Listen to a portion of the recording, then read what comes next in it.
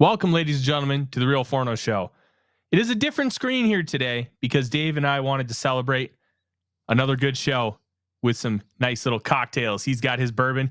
I have my peanut butter and jelly sour, which do not make fun of it until you've tried it. It's very weird, but it's very, very good. We have a special announcement for Monday's show, which is going to be the pregame show for the Vikings taking on the San Francisco 49ers. Along with that, we are going to debunk some narratives. If you've ever seen Mythbusters, we're going to be the Vikings Mythbusters today. And you know what? Dave's got the hat to boot. I've got the facial hair of the other guy. Even though I'm taller than Dave, we're still going to rock and roll. And we're going to have a really good conversation about this team and how it progresses forward. Welcome to the Real Forno Show.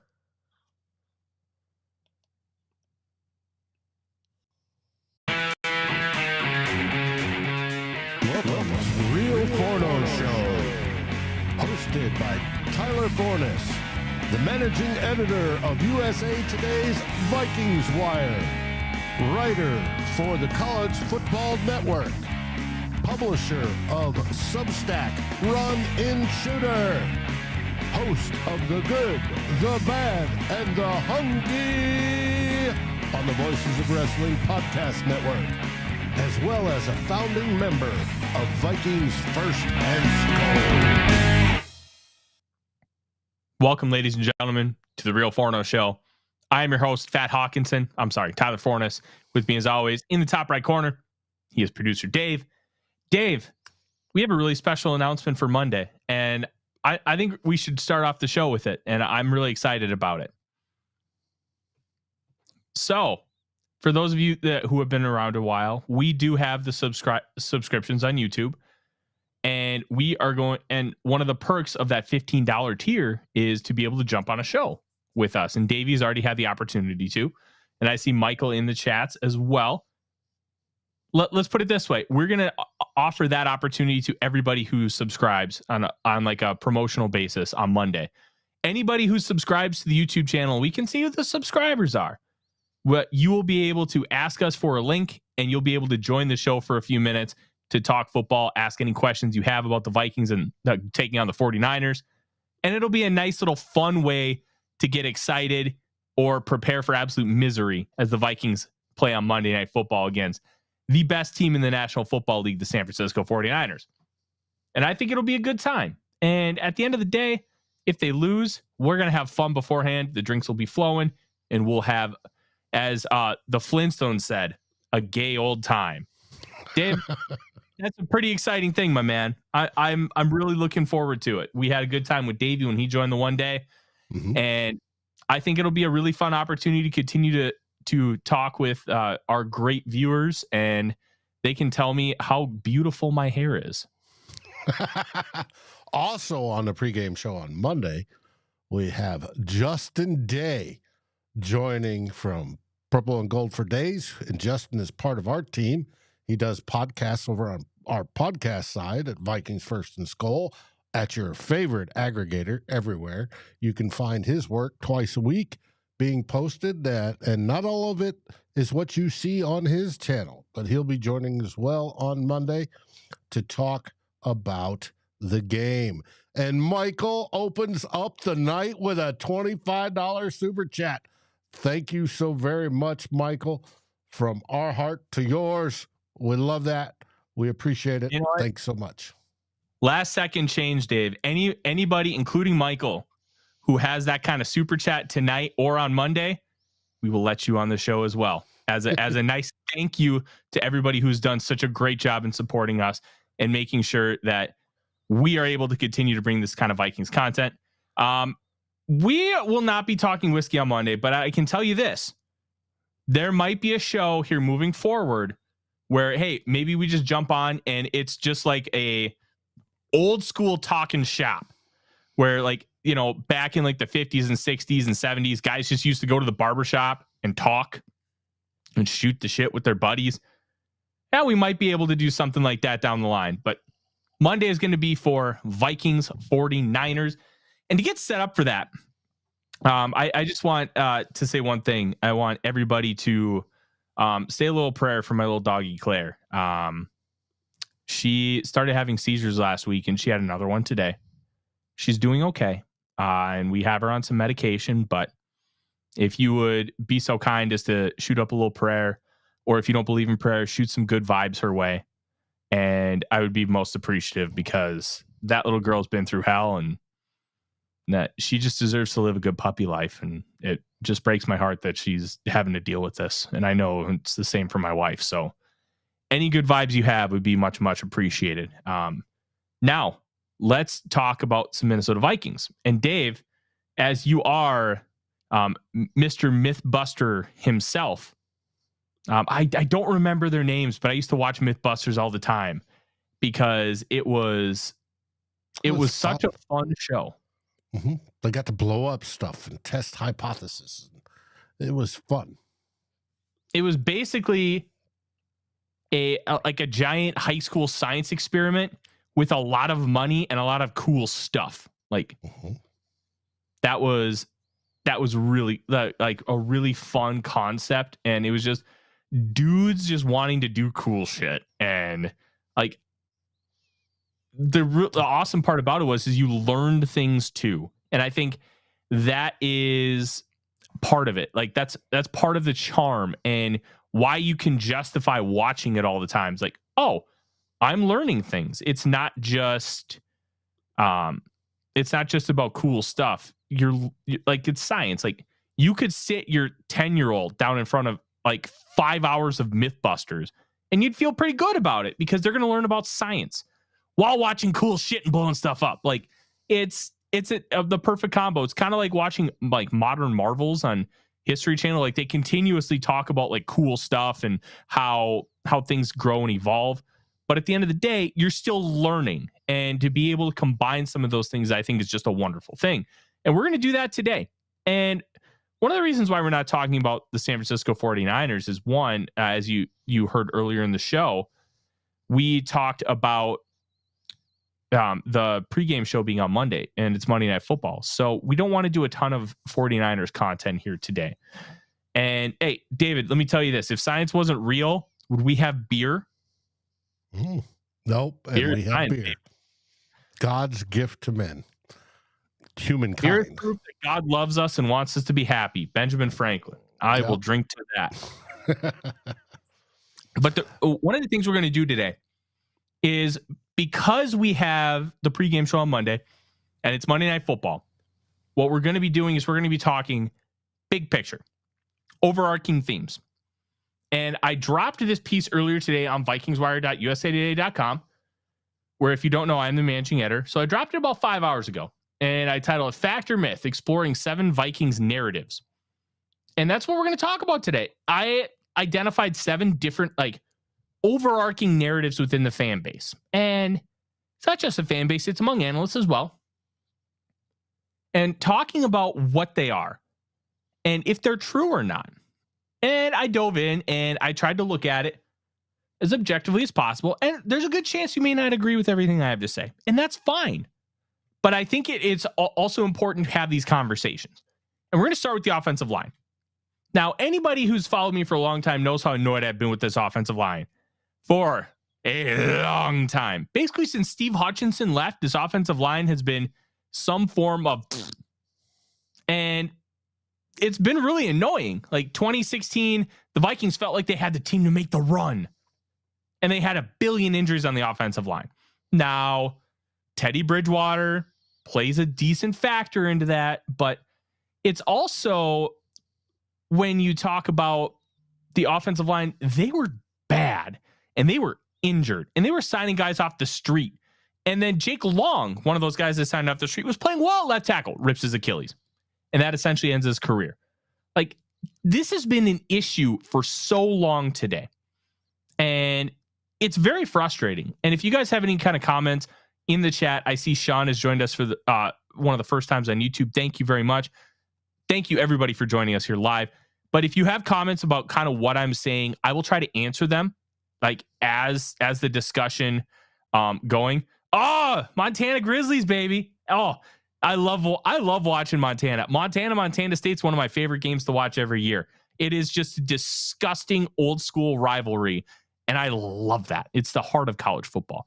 Plus, when you look at the backdrop of either Montana State or Montana, oh, beautiful, absolutely beautiful scenery. But enough college football. I could talk about that for the next 12 hours, but we're here to talk Minnesota Vikings. The big thing with the offensive line is, and Dave, I want your opinion on this. My take on offensive line play is it's a very reputation-based analysis across the board. So the Vikings offensive line has this narrative where they've been really bad for a long time. And it's hard sometimes when you have something like that ingrained in your head to change your opinion on it. And I'm not going to necessarily fault any specific individual or a specific group. But when you consistently believe that this group is bad, a few games of them playing good can it doesn't necessarily sink in the way it should. It's not like quarterback play, where quarterback play is so blatantly visible. You know if Kirk Cousins is playing really well or if he's playing really bad. Like it's super easy to see. Offensive line play is a lot of nuance. It is not always completely visible based on what you see on the broadcast. So that's why the analysis of it and the viewpoint of a lot of people is very reputation based. Vikings offensive line is bad. So if I see things that continue to support that narrative, like a blitz and then they get home and get a sack, that's going to, support my narrative. And that's why reputation means so much with offensive line analysis, because not enough people will really dig in and watch that group, because you need that back view and that front view on the all 22 to really see what's going on in the trenches. Would you agree with that? Yes, but it's why it takes so long to change is you've always heard the talking points of offensive line should be seen but not heard, right? You never want to hear an offensive lineman called out during a game for something bad they did, right? Or whether it be a penalty, whether it be give up a sack or whatever. You never want to do that. That catches the eye of the viewer as soon as that happens. Ed Ingram acts like a turnstile, poop, Kirk Cousins gets sacked. Ezra Cleveland acts like a turnstile, poop, gets sacked. Then it may only be one play in the entire game, 60 some odd snaps. But it's that one play that sticks in people's mind that they did that. Now, every once in a while, they'll see somebody like Darisaw pancake somebody, just destroy somebody. And they go, oh, that's good, right? Because those are the few rare good points where you're seeing an offensive lineman make a difference is when they blow somebody up. But most of the time, you don't want to hear or see about it. You want to see a collective push and forward, but especially with the type of run game we run, a zone run, versus a power, you don't see that push forward. You see lateral movement, and people just don't. It's hard to understand with lateral movement that it's good or bad because they're moving sideways. They're not moving downfield. That's why we all miss the big power games where it was mano a mano, and if you push the defensive line back 3 yards, the running back had 3 free yards before he went through the line. That's cool.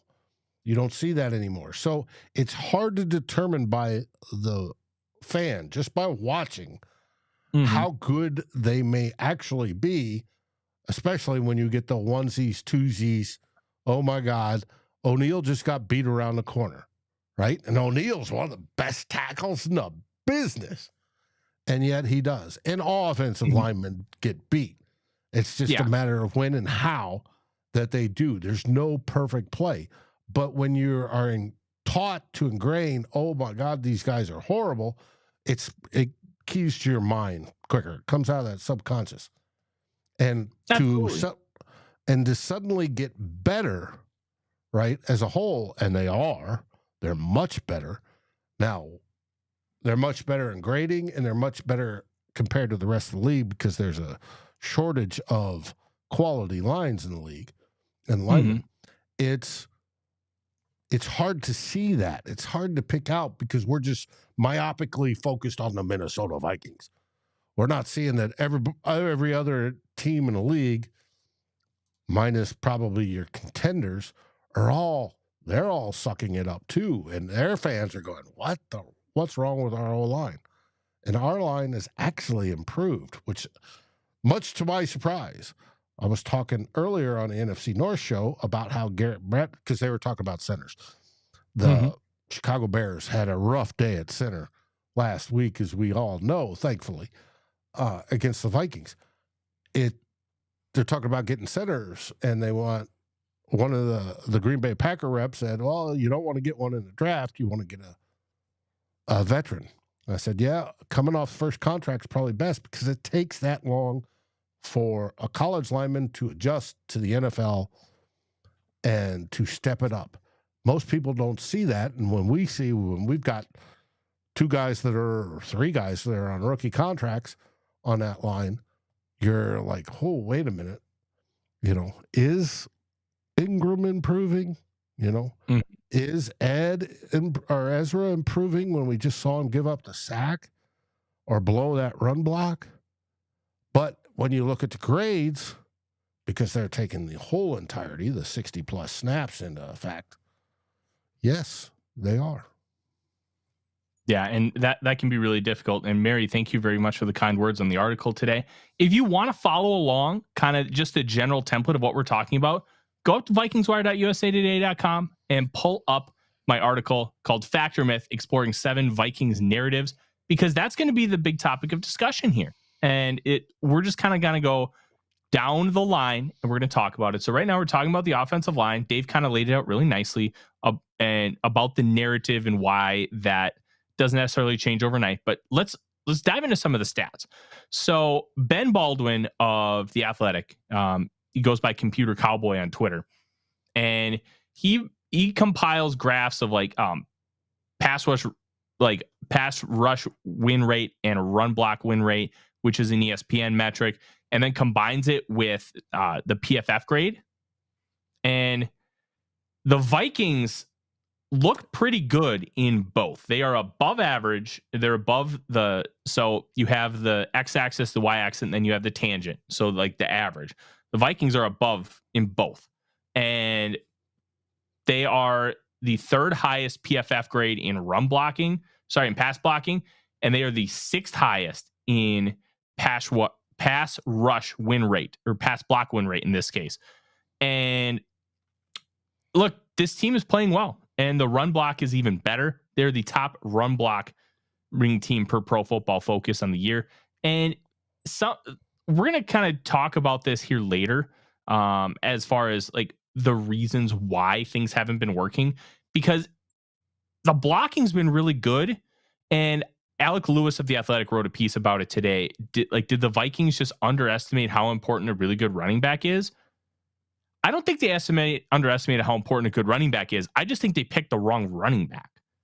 And that is style. Yeah. Well, that's a big reason why lanes aren't hit and follow the blocks and some of those issues. So if the blocking's great, but you run into a brick wall instead, that's not the blocking's fault. It's the execution. And that's why this show is always about context. And it's the context itself is more important, and that we have believed that forever and ever. I just dropped a link in the chat, and you'll be able to see it here momentarily of the article. The context is more important than the stat itself, because if you can't explain why the stat is what it is, then what's the point?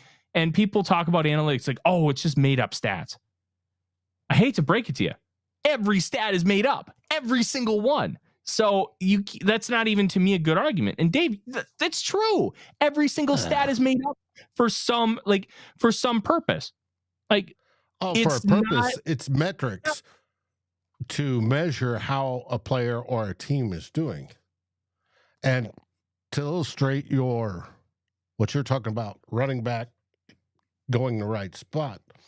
Most people have seen the clip of Alexander Madison running left, where Christian Darrisaw blew out his first block, and he was going left. And all Alexander Madison had to do was cut inside, but he went around. Now, Christian Darrisaw then pancaked two guys at once is amazing. God, I love it. Is amazing. The best offensive tackle in the league. But I'd still claim Trent Williams, but I don't blame you. Well, he's currently graded out by PFF as number 1, but number 4 in pass, or 5 in pass blocking and 4 in run blocking, which nothing wrong with that. And of course he idolizes Trent Williams, so and we're going to get to see that Monday, probably. Ooh, yeah. But if Madison had cut in, he probably would have gotten a greater result than actually what he did. And that's what we talk about, what you're talking about, if we had runners that optimized to the scheme, and we don't necessarily have that right now, which just seems odd because Madison's been in this scheme his whole career so far with the Vikings. Oh, excuse me. That's why there's some of these things. So one stat that they've created, it's called rush yards over expected. And that's where some of this data comes into play. I can't explain perfectly why, how it ends up equating and all that stuff. But essentially it's this. If a run is expected to get 8 yards and you get 15, that's 7 yards over expected. So you're gaining an extra 7 yards because of your impressive play. So when you talk about that play Dave mentioned, where all Madison had to do was cut inside and get inside of Darisaw to make things easier because he has that seal. Those things matter. So instead of an 8-yard carry, which is what was expected, let's say he gains 4. So that's -4 rushing yards over expected. That is where Dalvin Cook really struggled last year. He was one of the bottom 5 running backs in rush yards over expected. And it wasn't so much that you had bad plays from Dalvin. They weren't consistent. He could still hit the home run. But on an average 2nd down and 7, he's getting you 1 yard or 2 yards. He's not getting you 5. And those were the reasons why they had to move on. I mean, yes, outside of the money. So money aside, Dalvin just was not performing. And now he's with the Jets and he's taking a severe backup role. Breece Hall is the guy. And it's just one of those things where you have to understand what the context is. And that's why the offensive line has just looked as poor as they do.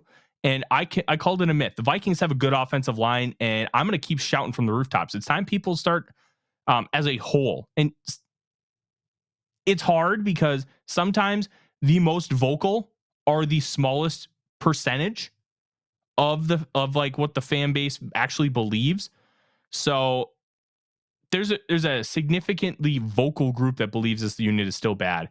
And that's just not the case anymore. And get excited. Be happy. The Vikings have a good offensive line. They put all these resources into it, and now it's good. It's good. Let's be happy about it. I'm going to be happy and drink my beer. All right. It's been so long, people aren't recognizing or realizing it. It's perceptions, right? Yeah. Like you talked about at the very beginning. I don't blame people for it, but that's why we're here. And I tell people this not as an insulting thing, because I don't view all 22 from a perfect lens. I have a lot to learn about the game of football, but I am more educated than somebody who does not watch the all 22 because I learn things from it. And that's why I tell everybody, go get NFL Plus and just watch it. Even if you don't know everything you're watching, you're going to be smarter and you're going to know more about the game just by osmosis and just by absorbing the material. You're going to be a smarter NFL minded person just by watching it. And that's why I challenge everybody, go watch it, then come back and let's talk about it. Cause I guarantee you're going to find things I don't, and I'm going to find things you don't. And then we're going to be even more knowledgeable after the fact. So please, I highly recommend everybody go get it, because look, the system kind of stinks, but you get the all 22 and you get to watch some of this stuff. And that is a really good thing. And Brian asked this, and we're going to move on to the next myth because we're already a half hour in the show and we have 6 more to go. I think the Vikings need one more guard long term because Ezra Cleveland probably isn't coming back. I wonder if Dalton Risner comes back for the same thing. And if you want some info on Risner, I recommend Luke Braun's Patreon at Luke Braun NFL on Twitter. He posts everything there. He broke down all 10 plays. I thought Risner was okay. He was good, but there's a reason why he's behind Ezra and Ed. I don't think he's better than them.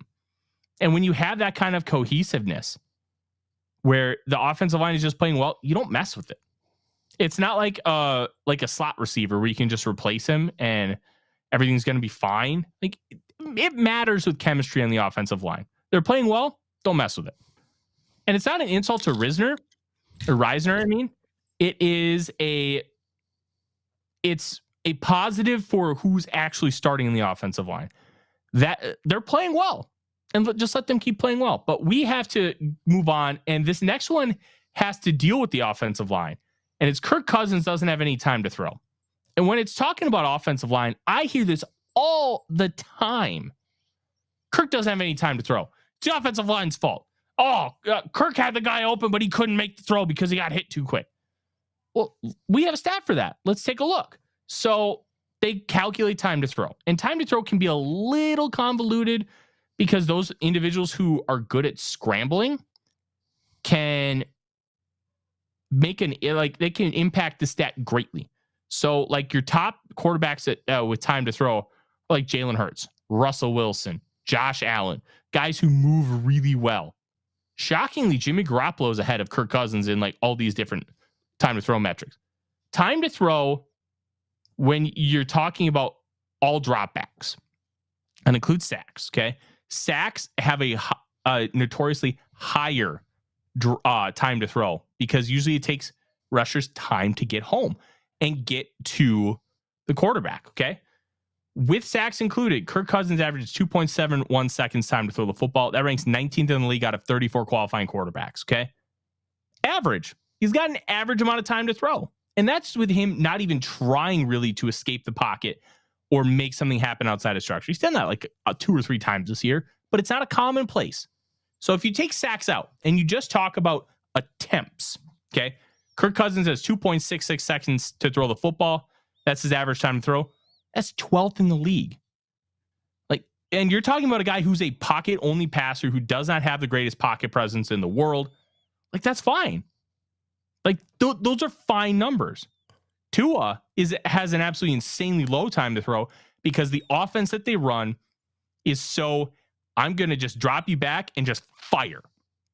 We're going to get you guys open in space, hit them, let's have some fun. Helps when you have 2 world-class sprinters as great wide receivers on your roster. But I digress. It's a myth. Kirk Cousins has enough time to throw. Now, does it feel like it sometimes?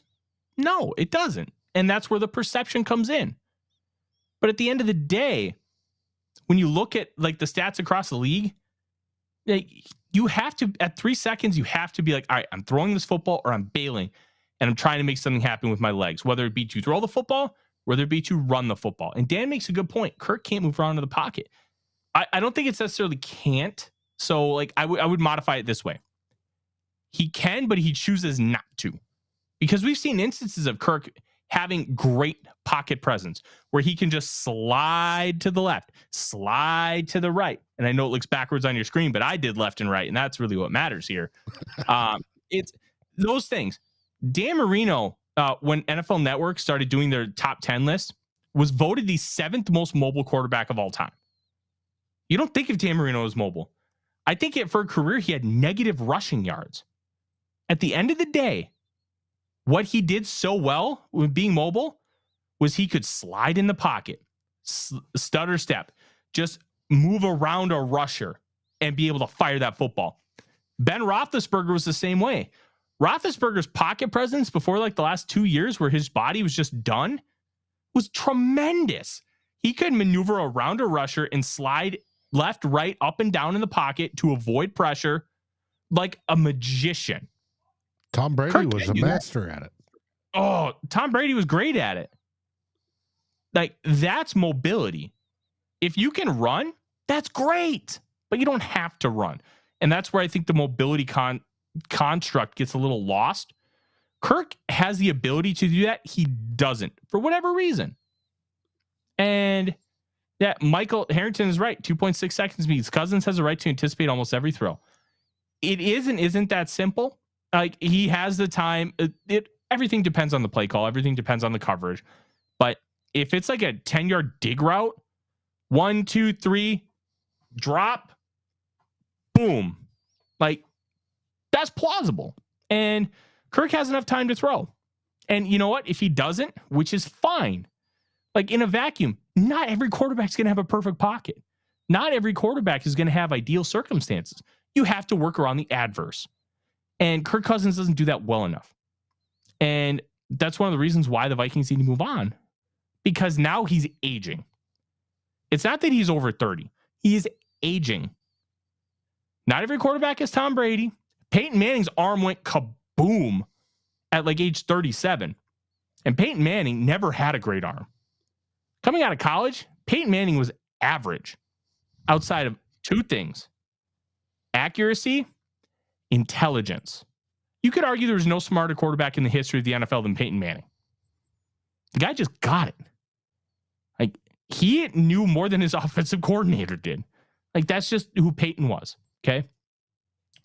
So we've talked about Kirk Cousins. Now we're going to talk about one more offensive line thing before we move on. And I'm not going to spend a lot of time on it because I know you guys have spent a lot of time watching and listening here. And I greatly appreciate every one of you that comes here every Monday and Wednesday, or you listen on the podcast feed whenever you have the time. Thank you very much. You know how I feel about Ed Ingram. You know I believe he's a good right guard. Thank you, David. That's very nice. I don't know if we're the best show ever, but I'm going to take that and run with it. And I'm going to take all the credit. And Dave just I'll sit here and drink my whiskey. Rolling today, cancels out any and all credit he got. So Dave has busy Wednesdays, so he's forgiven. But Ed Ingram's good. He's not great. He's good. And I think in year 2, as a late second round pick, good is fine. The one thing I've always talked about with offensive linemen, I want average guards. That's where the whole guards don't matter motif started. I don't need every guard to be Quentin Nelson or Zach Martin. Just be average. Be above replacement level. Guess what? Dave, the Vikings have that. And it's a wonderful, wonderful thing. As I'm gonna pull up, because I know Ed Ingram's. Ed Ingram is playing really well. Pro Football Focus agrees. But Ezra Cleveland is grading out even better than Ed Ingram. So let's talk about it. Ezra Cleveland, overall PFF grade of 73.8, 9th out of 79 guards. Pass block grade 72.3, 14th out of 79. Run block grade 72.8, 11th out of 79. Yeah, that's way above average, baby. That's like, you're talking borderline Pro Bowl kind of level. And considering there's 64 starting guards. Yeah. And this is everybody who's played X amount of snaps. So you're going to have some guys who've played and then some guys who get injured. Like, so an extra 15 guards is fine. Ed Ingram, 65.4 overall grade, which is better, which is above replacement level. Okay. Replacement level is 60. Pass block grade is a little lower, 56.1, 48th out of 77. He was, I believe, dead last in this metric last year. And dead last. Mm-hmm. Run block grade, 69.5, 13th out of 79. Yeah, I'm happy with that. Like, to round it off, Brian O'Neill, 81.6, 6 out of 74 tackles. Garrett Bradbury, 80.7, 2nd out of 39 centers. Christian Darrisaw, 86.2, the number 1 tackle in all of football, according to Pro Football Focus. And the reason why I mentioned those is, one, I know you guys were asking, and 2, like, Ingram's fine. He's not great. I'm not calling him a great football player. He is good.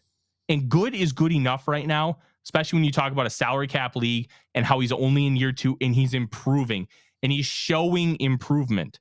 Showing improvement here, Dave, is more important than anything right now when it comes to Ed Ingram. because he's young. And it's only a season and a third-ish of worth of play. And you've all heard me harp, it takes at least 3 years. If he's doing this well and to his second season and keeps improving, we've got a keeper, believe it or not. Mm-hmm. And it's tough because, like, look, I get the narrative with Ed Ingram, and we're back to the word narrative. The narrative with Ed Ingram is he sucked. He was not worth the pick. Ingram's played well, and it's really hard for me to say anything else. Like, Ingram is a good football player, and you have to be willing to adjust your opinions on things when new information is presented to you. This season is new information. But the things of stepping on Kirk's foot and accidentally strip sacking him on a pull, which is a fluky play. You do that 1,000 times, it maybe happens once. On him this year, though, Dave. He did last year. He has not this year. Well, right. But all those stick in players are in fans' minds. And that's the narrative that has to be overcome. And once you make that first impression, call it a first impression.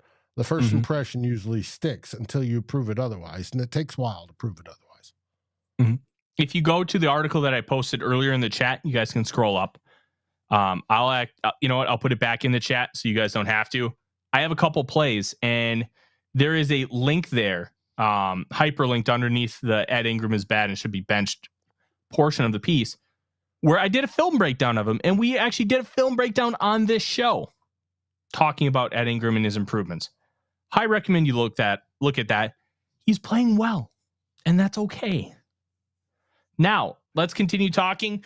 We're going to diverge away from the offensive line because we have a few other things to talk about.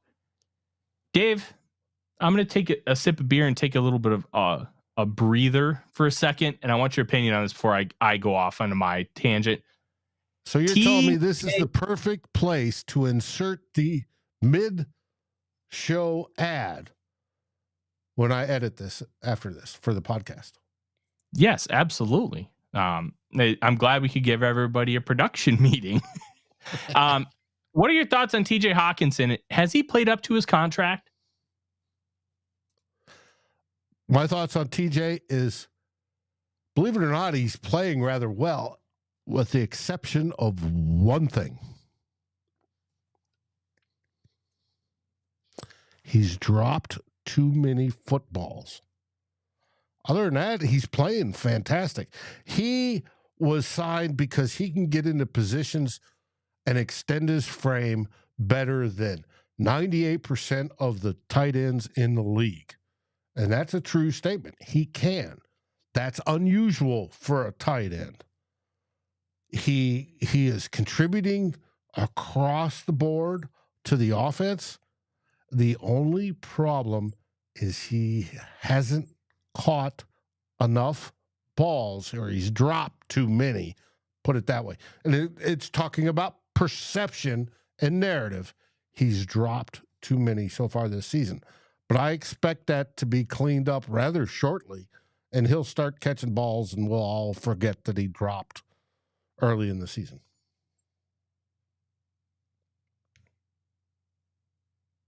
Yeah, Dave, that's kind of where I'm at, because the one tough part is, like, TJ Hawkinson's been charged with 4 drops this year. And you could, if based on how PFF has been charting drops, you could argue that it's 5. I would argue that it's only 1, because I don't actually, like, maybe 2. But difficult catches don't equal drops to me. Where all those that have been considered drops by Pro Football Focus, extended arms, difficult catches, contested, in traffic. These are catches he should make, but they're not drops. And I think Arif Hassan said it the best, and I mentioned this on Monday's show. Each one of those individually would, like, you could excuse them. Like, it's fine. But now you have a trend, a collection of them. There's 4 across the last 4 games. Sorry, he gets into it on Norris. Sorry. He gets into it on Norse Code, which came out earlier in the week. Yeah, and one of them is fine. Like, two of them, okay. But now there's 5 across the last, like, 4 games. That's a lot. So you're paying this guy a lot of money. And quite frankly, the numbers are fine. 36 catches, 304 yards, 2 touchdowns through 6 games for a tight end. They're good numbers. Like, tight ends getting around 800 yards and about 6 touchdowns, about 75 catches. That's a good tight end. Absolutely. That's a good pass receiving tight end. Now, when you talk about the other elements, now these are the elements you don't necessarily see. And why I keep mentioning the all-22 is so important, because you get to see how well he's blocking, how well he's running routes, and how well he's doing so many of these little things. And he's still catching footballs and making plays. But the overarching theme with most people when they see the games live, Hockenson had dropped. Oh, he had 3 drops against the Chiefs. I can't believe he's so bad. Like, those are the thoughts, or the things that stay in your head, but you don't notice the other things that he does when you're watching the game live that tell you, oh, he's actually playing pretty well. Those were just unfortunate. And I think those things matter. And why I keep saying, grab the L22. Grab them. Like, grab it and get the, like, get it. D-Max says in the comments, this is the highest catch percentage of his career. That's also good. Like, it's the ones that are bad like that, and they were in big moments that stick out so much that can overpower everything else. And what you can get by watching the All-22 that you don't necessarily see, and where he is so good at, is manipulating the defenders. When he's able to run routes and move and take coverage this way or that way, or see opening in a zone coverage and hit that, that's hard for people to do. He's dragging more coverage with him than the majority of tight ends. Now, granted, Kittle and Kelsey are above him on that list, but for the most part, he's doing that. And what that does is it opens up for Addison and JJ and KJ for them to get into also open spots on the field. And having a tight end able to do that is a wonderful thing. We all like Kyle Rudolph. Kyle Rudolph was a mattress, especially in the red zone. But Kyle Rudolph was not fast and able to take coverage with him like TJ is. And then you go to lesser tight ends that just can't do that. We love Josh Oliver. Josh Oliver's been a fantastic tight end too. But he can't do what TJ does. Now, TJ can't block as well as Oliver, but that's where you have that yin and yang going. But people aren't seeing what he's doing to help the rest of the offense prior to having an opportunity to catch a ball. Mm-hmm. Yeah, and I think Hockenson has done a really good job overall for this team. And there's an article by somebody who covers the Lions about the trade, and it's a very frustrating read because it was written with inherent bias and factually wrong at a lot of points. So I'll be writing about that in a couple weeks when it comes to that 1-year anniversary. I actually might start writing that tonight and then just have it ready to go for that 1-year anniversary date. Let's talk about the next one because we have 3 more left, Dave. I think this is my favorite comment of the night, and I want to highlight it. MWO says, all the warts are a lot more apparent and ugly when you're losing ball games. Very good point. It's also in a very high profile spot too. Like, making a big catch is a high profile spot. And if you don't do it, you have what we got. All right, we're going to spend a few minutes on this.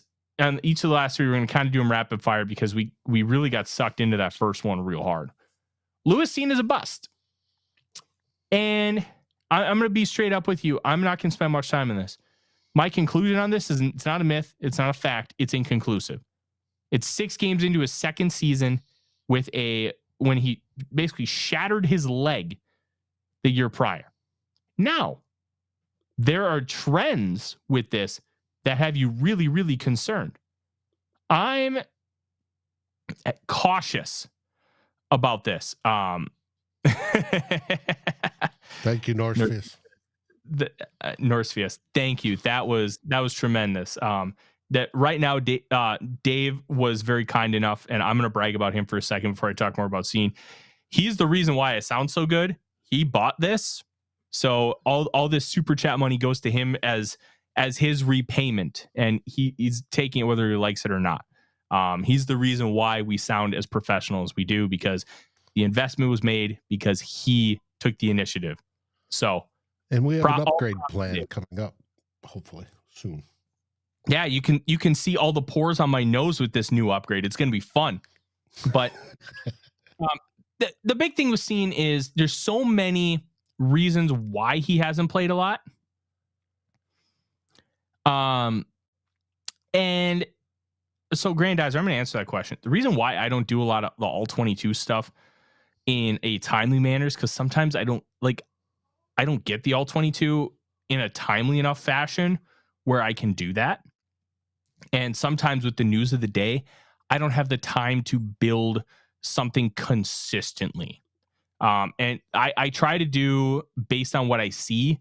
If there's something I think that really stands out. Last year, I started doing Kirk Cousins checkdowns, and I would scour the all 22 for every time I thought he actually checked down. And it got to a point where he wasn't actually checking down that much. Throwing short is not checking down all the time. So I gave up. I'm like, this isn't worth my time anymore. When I see something good, I highlight it. So this past week, I haven't got to the defensive all 22 yet because Claire had the seizure and I've just been really busy. But I might try to watch it tonight while we watch Survivor because it's going live in like 8 minutes. And maybe I'll try to do something defensively. But so is Horned Up. Yes, it is. All right. So Cine, there's too many variables here. I'm waiting. I understand why people are calling him a bust. I understand why people are annoyed and frustrated. I am too. It's too early to call him a true bust. It's not even halfway through year 2. The trend is bad. It's not good. But there's reasons for everything. And let's see how the year plays out. Then we can have a better understanding. And if the year plays out where he barely plays any defense at all, and when he does, he doesn't look good, we're going to have a different conversation. But right now, it's too many variables. I'm just not going to. Like, I'm not there. This one I'm going to spend a few more minutes on. Kwesi Adofo-Mensah hasn't done a good job as general manager.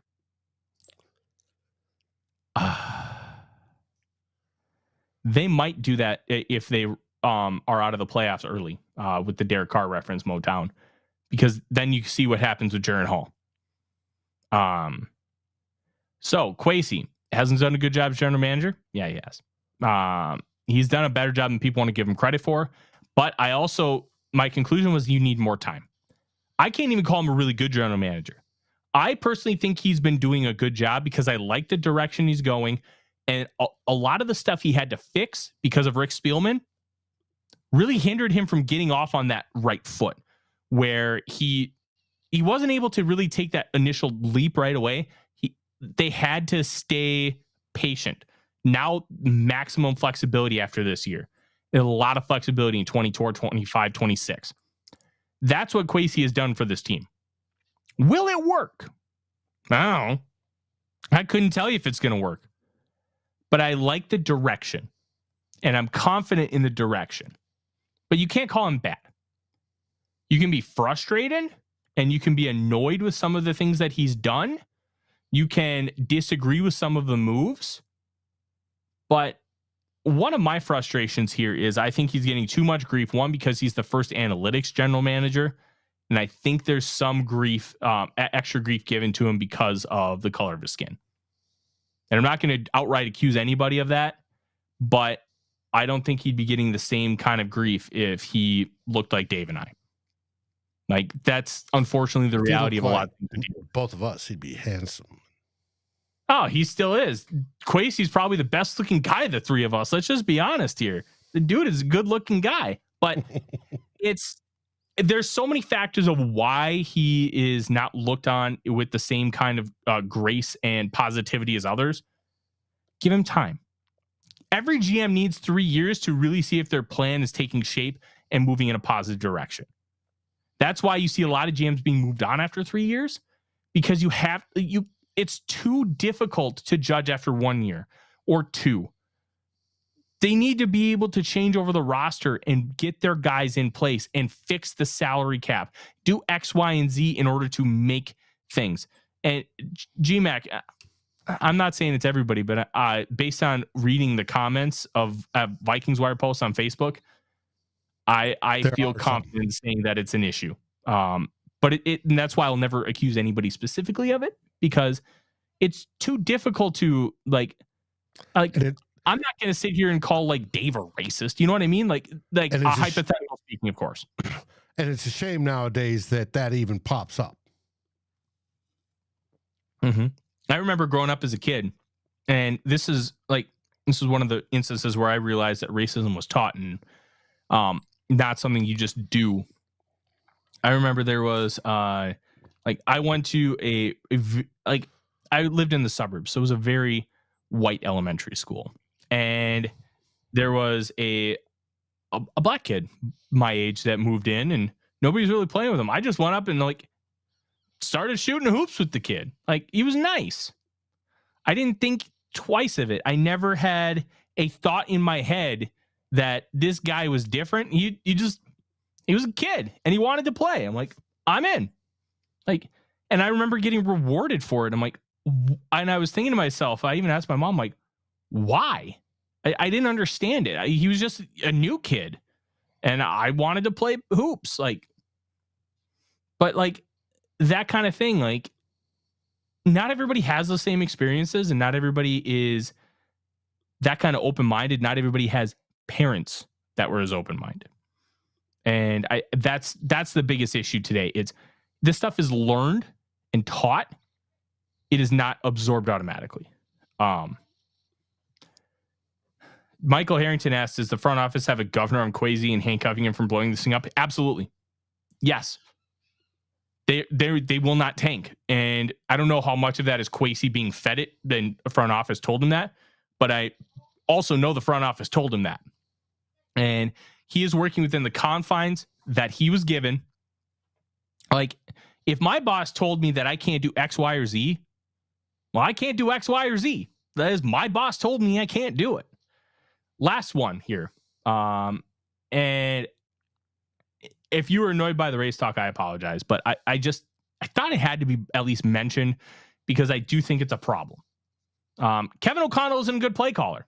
And this is going to go back to the run blocking conversation we have with the offensive line, Dave. The run blocking is really good. The running game stinks. Why? The run blocking is good. What's going on? Execution. The execution of the plays are the problem, not the play calling itself.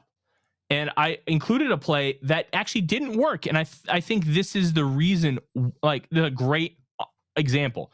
So the article I posted, it's a play where Kirk Cousins runs a play action and he kind of does a little waggle. So it's like a half boot to the right. So it's exactly in the center of the field in between the hash marks. And he rolls out just past the right hash and he throws a screen to the other side. So it's a throwback.